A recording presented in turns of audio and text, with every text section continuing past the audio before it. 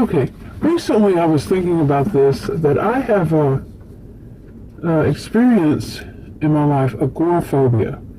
And how I'm going to talk about how I experienced it, just briefly.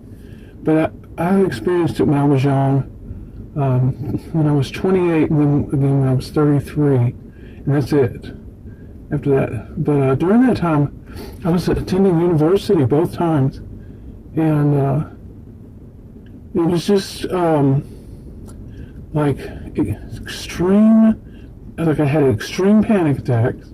Both times were, you know, like I said, and 2 different times. And the world, you know, it just, I would immediately feel like the world was just way too big.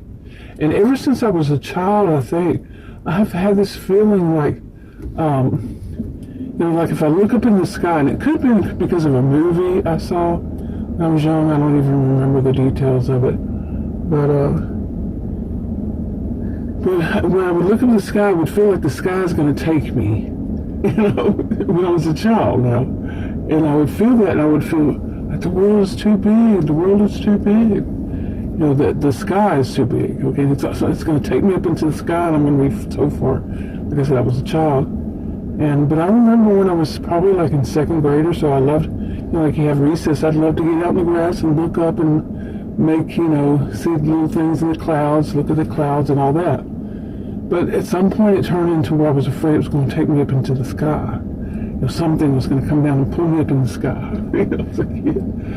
But as I got older, that kind of, I still, to this day, I still, like if I'm standing outside and I look up, I get a little dizzy. Then again, maybe some people do. It could be anything.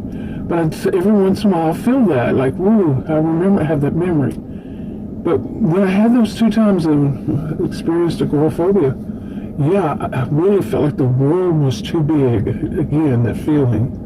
And I was, both times, yeah. One of them I was actually taking a psych test. Seriously. And the other one I was at a grocery store. So,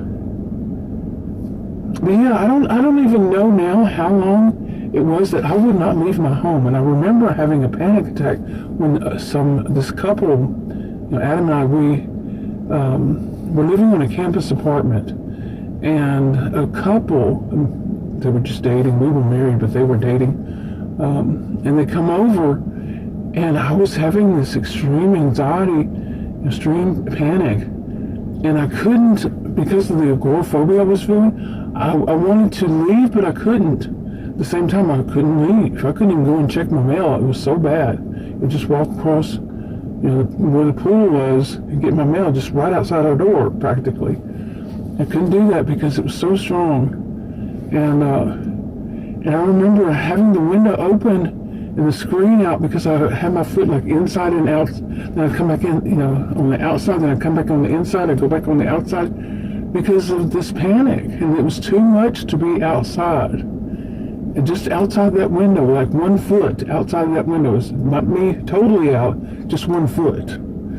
And it was just so much of extreme panic that I couldn't do it. I couldn't do it totally.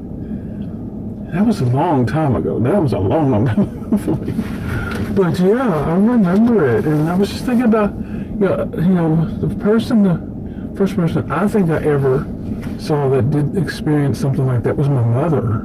She could not drive on the highway. She didn't even like being on the service road. Nothing. You know, she didn't want to go anywhere outside the house. And that was just too much for her.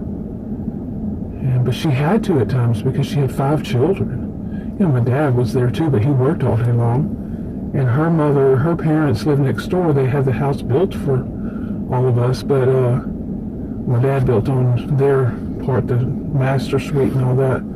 But her parents lived next door, and they were rather wealthy, and they didn't drive, either one of them. And so she would have to drive them to, you know, the store or wherever. But she didn't want to. And it was like terrible for her to do that. So anyway, I was thinking about this the other day, and I was thinking, you know, I've been having back-to-back bad things happen, and somebody had, you know, Like the last one was, well, maybe it wasn't the last one, come to think of it, but I was in the ER, and, but, you know, I kept questioning. The other situations were just sort of like a road rage person, and on, you know, different things that I had no, you know, I couldn't stop. It was just there. It wasn't my fault. Things were happening, or maybe to other people even. Some of them were to other people. You know, I'm just going to the grocery store. There was a trauma, whatever experience, and there were so many of them back to back, and I was thinking, man, could somebody like that experiences so much like that, and it was a lot, and over months. So could they become, you know, have avoidant personality, you know, not avoidant personality disorder, but become a little bit avoidant? And I have. Somewhat. I laughed because I went somewhere yesterday, I went somewhere today. But, more than one place. But also somebody in the middle of this had mentioned that about agoraphobic, being agoraphobic.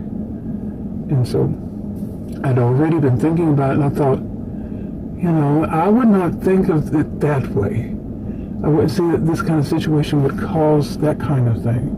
But I could be wrong. I mean, I'm not one that would know for certain if it could or it couldn't. Neither one of them. You know, but it just made me think about it. Anyway, I'm wrapping it up. Talk to you on another video. Bye.